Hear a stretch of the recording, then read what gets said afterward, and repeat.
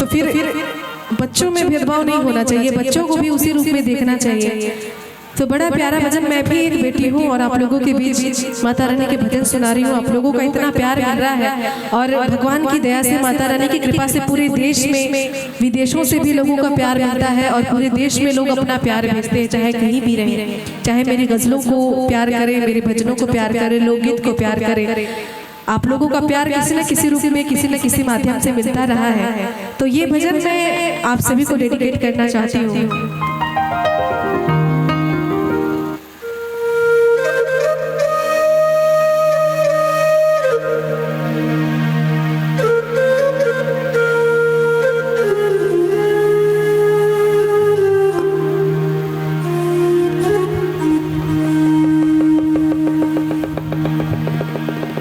वाह वाह, क्या बात है। आप लोग इतना प्यारा प्यारा सब भजन सुन रहे हैं, लेकिन मीठी मीठी ताली नहीं हो रही है। नहीं कहना चाहिए किसी की हस्ती जिंदा है, किसी की मस्ती जिंदा है, किसी की हस्ती जिंदा है, किसी की मस्ती जिंदा है। और माता रानी के दरबार में मीठी मीठी ताली ना बजाए, मुझे लगता है वो जबरदस्ती जिंदा है। आइए हम और आप प्यारा प्यारा सा भजन डिम्पल भूमि जी के माध्यम से बारी बारी से सारी गीत की फरमाइश पूरी की जाएगी मंच के माध्यम से। आइए आनंद लेते हैं हम और आप।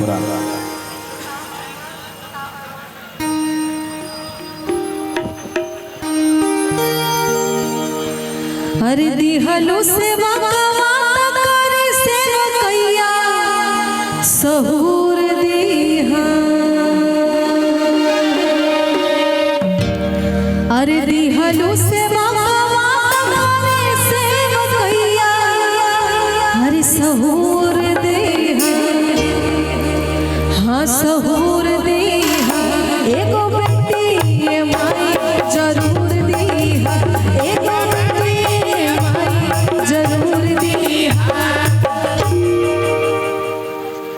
और मैं चाहती हूँ कि आप लोगों की तालियों के साथ आए क्या कि दिहलो से